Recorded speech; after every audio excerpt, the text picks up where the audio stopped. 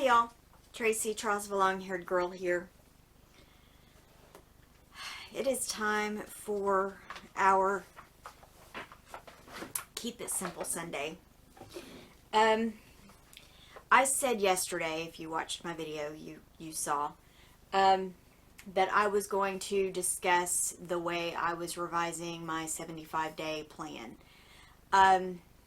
which I'll get into in just a minute. The first thing I kind of wanted to talk about was my meal plan. My meal plans this week, I know when I'm planning on making one, but as far as the rest of my meal plans, it's kind of hit or miss where it's actually going to happen. But I will share it with you. So for breakfast, what I have in my head is overnight oats. Not sure what variety, but an overnight oats. And breakfast sandwiches. Why breakfast sandwiches, you ask? Because they're not overly point friendly or calorie friendly. I'm craving biscuits. It's something that happens to me. So I'm going to make some biscuit sandwiches for us. Lunches this week is probably going to be leftovers, as well as the leftover soup that I made towards the end of last week, or salads, depending on kind of what we have going on. Dinners this week. Taco soup is the only one I know for sure when it's going to happen, and that one will be on Tuesday. It will be a lentil taco soup, but I have to tell you, I really enjoyed that, even better than I enjoyed the meat version, which sounds funny, I know, but that's what I'm doing. We're also going to be having pasta with Alfredo sauce. It's not going to be fettuccine Alfredo because I have a ton of pasta and none of it is fettuccine. So we're going to have pasta, Alfredo sauce, garlic bread, and salad. Or broccoli. I haven't really decided yet.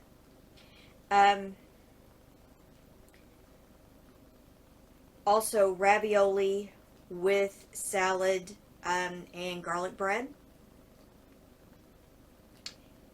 Then beans and cornbread, and probably some potatoes in there. Falafel and a vegetable dumpling soup.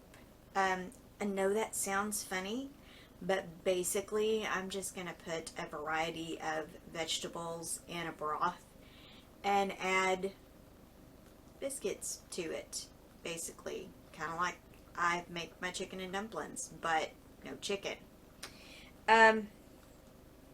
Because that's kind of what sounds good. So that's my plan for this week. I am probably also, I probably should also say for my lunches, there may also be some baked potatoes in there, or some twice baked potatoes, because we have a ton of potatoes. Not a literal ton, but like my husband found them on sale, organic potatoes at Costco, like a 10-pound bag, I think, for $6. So we got them, and we had already purchased some russet potatoes. I don't remember if it was a 3-pound bag or a 5-pound bag at Kroger. So I have some potatoes to use.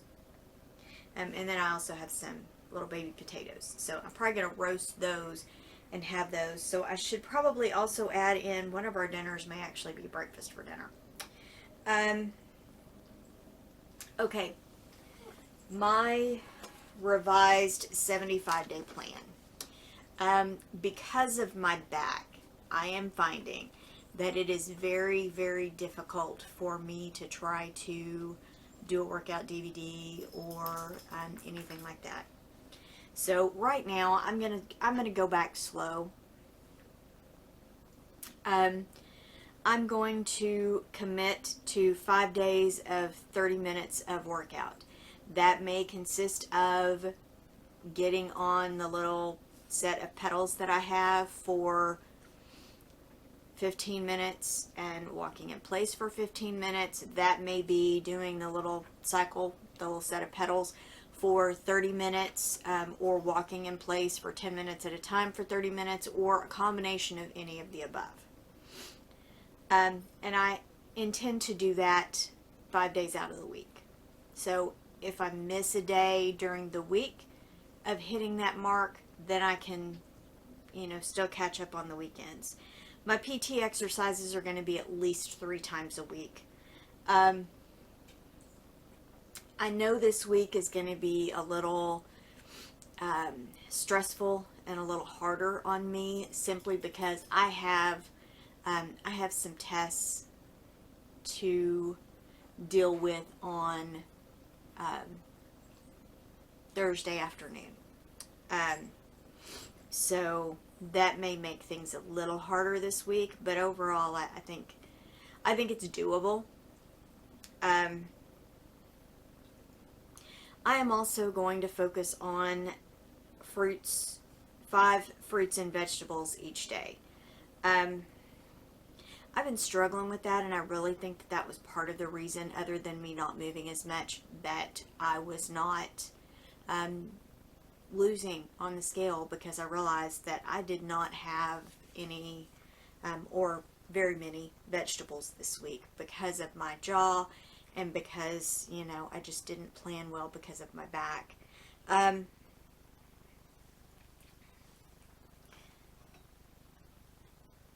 3 big cups of water every day. Some days I'm getting in, 3.5 or 4, but if I hit the 3 mark, I'm going to feel okay with that. And reading for 15 minutes. I'm not sure right now, and I will focus on the blue dot. I think right now, though, these goals are attainable without me going completely crazy. And something I wanted to share with y'all, I've mentioned that Miss Susie Bowie and I, along with another friend, have been doing the Made to Crave devotional.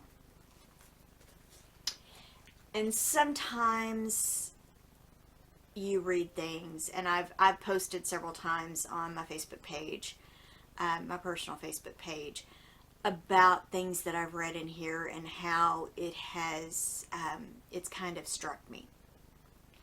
Well, today, it hit again. The topic for today, and ironically enough, our days coincide because we started it again on the 1st of January. Our days coincide with the day of the month right now. So this was today's. Undistracted. And basically, her thought for the day was, our cravings and distractions are not meant to overwhelm us. They're meant to show our ability to crave what we need the most. And she goes on to say that, we need to not be overwhelmed by things that may come against us, or may, life happens. It's the truth. Life happens. There are so many things out of our control right now, and with our weight loss journeys, with, for me, with my back pain, with, the kind of limited things that I can do, I'm realizing that I have to ask for help from my husband, and he is good enough to help me, because he doesn't have to. But I have an amazing husband, so he does. He worked all day outside of the house, came home the other night, and made veggie burgers and fries for us, because my back was bothering me so bad. Ironically, it was Monday when I had the entire day off, but he did it for me. I managed to kind of put something together with some help from my son and my husband for the remainder of the week. So, but breakfasts were very fend for yourself. So, having said that, it made for a difficult week. So this morning, we go to church. I handled my Sunday school class, and then I went in for the worship service. I had not seen the title of my pastor's message.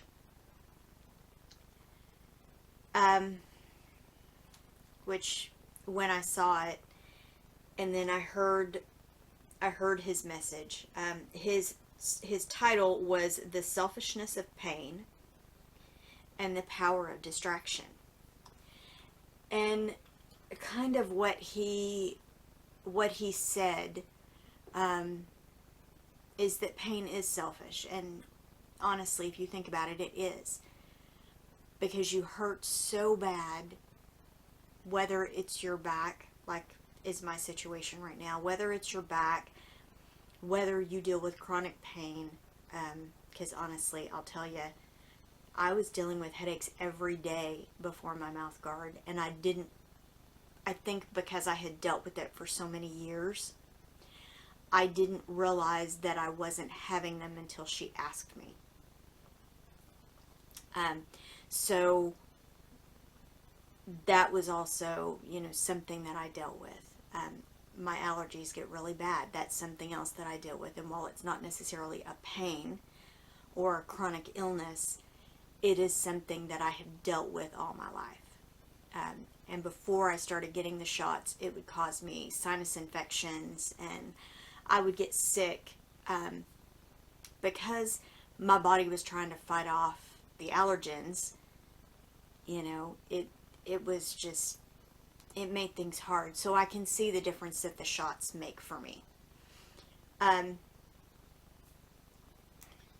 But having said all that, sometimes distractions, I'm working from home. This over here is my work desk. Or, well, not my work desk, but my work computer. This is where I am every day.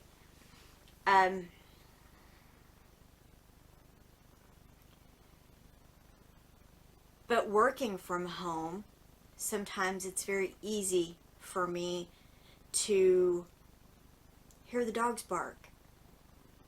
What's going on? So I'll go in the living room, or I'll go in the bathroom, because everybody sometimes has to go to the bathroom, especially drinking that much water. And I'll walk around the house for a few minutes, or I'll go in, and because maybe I didn't have time to throw the stuff in the crock pot earlier, or I didn't want it to be completely done, too soon, and I'll go in there and do it, at lunchtime, or I'll, sometimes I get distracted and I get sidetracked, and I do other things, but I try to make up for that if I wind up doing that. My husband is distracting me, but it can be easily done. But I don't know about y'all, but there are times when I stop to go, when I'm praying, and I'll get sidetracked by checking Facebook on my phone, or checking YouTube to see if I have any comments, and I need to change that. I need to let that not be a distraction for me. I need to focus on doing the things that I need to do, reading my devotional, reading my Bible, spending time with the Lord, and spending time in the Word. These are things that I know are beneficial to me and that I need to do. So those are not necessarily good distractions, but then we have good distractions. When things get so overwhelming. And for me, Pastor used a very good example this morning of a family who had a loss, and then they came to church, because where else would they go? They needed that. In that case, it was a good distraction for them. They needed to be with their church family, which I can understand, and that is a good distraction. There are times that we need to do things that we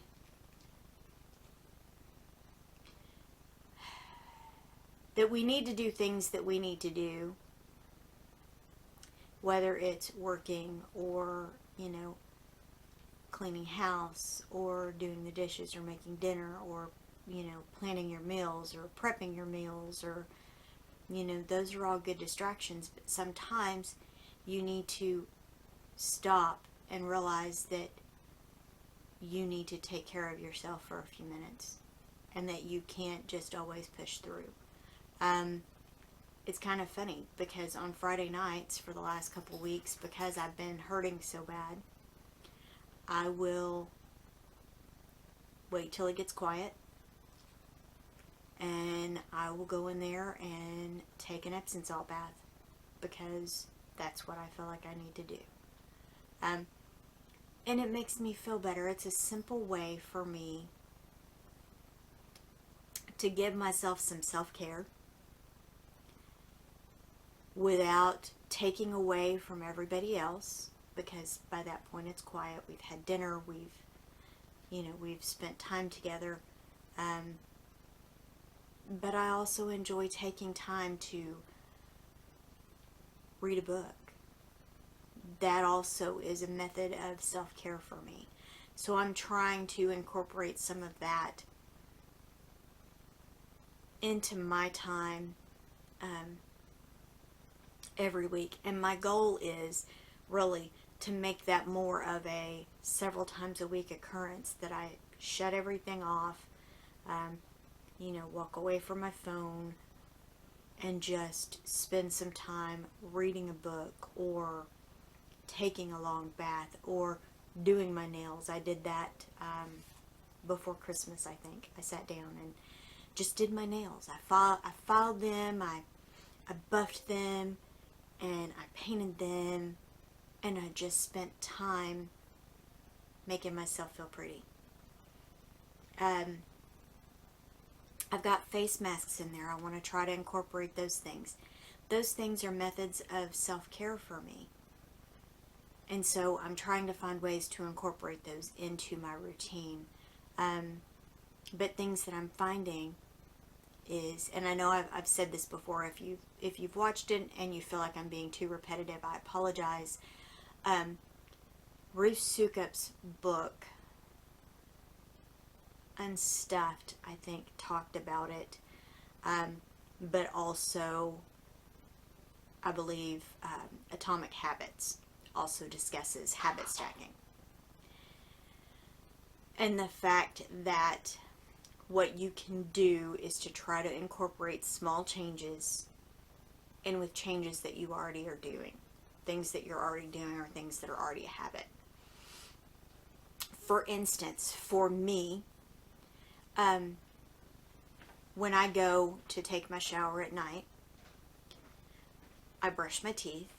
I floss my teeth, I brush my teeth, I get in the shower, I get out, I do my deodorant and my lotion and all of that. Then I am ready to go in and read my book, or whatever else I need to do before bed. In the mornings, my routine has kind of changed, because now I have the mouth guard. I have had to adjust my routine. Before my mouth guard, it was, I floss my teeth, I dry brush my teeth with a dry toothbrush, which I know sounds funny. My mother read something about it. It's become a habit. I do it still. I dry brush my teeth, and then I brush my teeth with toothpaste. Now it's changed a little bit. I pull out my mouth guard, I dry brush my teeth, I brush my mouth guard off, to remove anything that might have gotten in there during the night. Then I rinse it off really well, dry it off with a paper towel, put in my AM guard, and set my mouth guard to dry. 30-ish minutes later, I take my mouth guard out. But during the time that I have it in, I sit, I read my devotional. You know, I focus on other things. So I'm not thinking about this piece of plastic in my mouth. But my routines have had to kind of adapt and change. And so I'm trying to incorporate more of that, especially with me having the back issues as much as I have been right now. I know that the PT exercises are beneficial, and I know how they make my back feel. I just need to make sure that I do it more often. Anyway, having said all that, hopefully I am not rambling too terribly much. And if you're still watching at this point, leave me a heart emoji. I appreciate it. No, in all seriousness, I know that with everything still going on in the world, it's real easy to get distracted and focus on all of the negative things that are happening. But I really want us to focus on the things that we can control, and controlling what we eat and how we feel is very important for all of us. And if you need to do that by going to the Word, which I would highly recommend, or, you know, focusing on a self-help book, those are very good options as well, because they can help you to focus on things that you can do to make things better. Anyway, I hope everybody has had a very blessed Sunday. I will see you for Tag Tuesday. Have a great day, y'all.